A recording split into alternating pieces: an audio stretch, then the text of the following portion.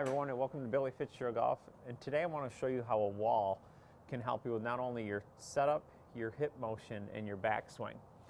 So the first thing I want to do is go over how it helps you with your setup. Now the last thing you want to do with your setup is place yourself all the way against the wall and then set up to the ball. As soon as I do that, I can feel that my toes really reach in the ground. I'm too top heavy, and if I set up like that, my shoulders and my hip are not going to be able to move. So we're going to use the wall to create some space between our feet and our hips. So if I have my feet a few inches from the wall and I want to feel like I get into a position where I feel like I sit back and my hips are going back towards the wall until I touch, and then my shoulders can come over and counterbalance me. So just how I'm standing straight up and down, I feel very balanced on my feet. My toes are just resting on the ground. They're not grabbing, they're not lifting, and that's exactly how I want to feel my setup position. So I don't want to be clearly against the wall. I want to be just far enough away from it so when my chest goes forward, my hips are able to go back. So it counterbalances my setup. So that's the first thing that you can do with your setup position, using the ball to get into a good setup position and have your feet tell the story. Again, you don't want your toes grabbing, you don't want them lifting, but you don't want to go all the way into the wall and then set up 4 or 5 inches away from the wall so your hips have room to sink back, and it counterbalances your setup.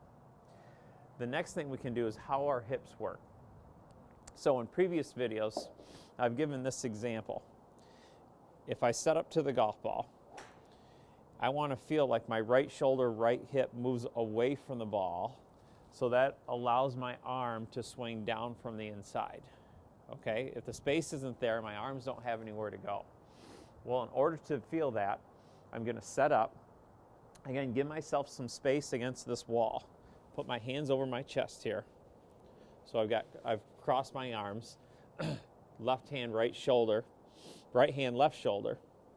So again, set up, give myself some spacing against the wall here.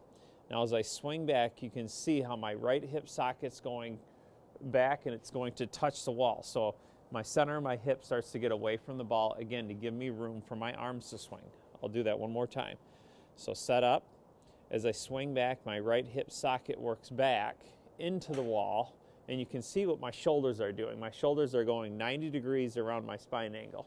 So I need to be able to hit the wall on my backswing. So these are feels that we can develop before the season gets here, so your body starts to get into golf shape mode again. Now pay attention to my shoulders. If I do the same thing and set up, and my shoulders go not parallel to my spine angle, but they go parallel to the ground. See, it's hard for me, I can't get my hip onto the wall. So set up, so your shoulders are going to go 90 degrees around your spine, so your hip is able to go into this wall. Now we can do the same thing on the way through. As I swing back, so you're gonna feel that your hip is here, lateral, so I almost feel like I'm sitting into the wall as I go lateral, and then my left hip gets into the wall. So I'm never, once I get into this wall, throughout the entire swing, I'm staying there. So I back into it. As I move lateral or get into my front side or feel that transition, I stay on the wall. I don't come away from it. And then I move back into the wall again. I feel that pressure, or I feel my left hip even push more into the wall when I do that. But again, you have to make sure that your shoulder's working on a 90-degree angle to your spine, because if they're not, you're never going to be able to hit this wall. So it does a couple things here. It gives us the right motion of how your shoulders are supposed to work, what plane they're supposed to work, which helps your hips. So again, if my shoulders are here, right hip socket back, I go lateral or almost feel like I keep sitting into the wall, and then my left hip socket goes into the wall. So my arms have plenty of room to swing. Now the third thing that we can do to have the wall kind of get you into golf season shape is you're going to move away from the wall. This is for people that tend to take the club too far to the inside. So people that go right into the wall right away, or they flip the club to the inside, they're opening their forearms and opening the face. Again, we can move about a foot away from the ball. And this may seem extreme, but it helps us feel what our arms and our golf club do in the swing. So you're going to start to feel how the club is going vertically and how my arms are starting to go up as well. The arms work up and down, the club works up and down. Now with the wall there, it may go a little bit more up, but someone that's very severe to the inside, that's what they need. They need to feel how the wall is working their arms up and down. Again, the other thing that will help the person that feels their left arm go way inside.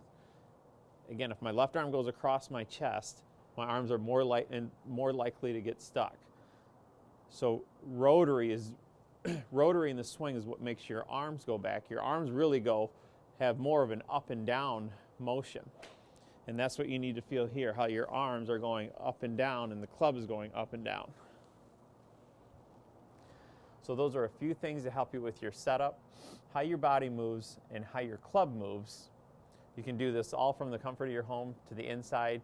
You need a wall, and make sure that you turn the club upside down so I don't get a bill for home repair. So try this. I know this will help, and we're almost to spring here.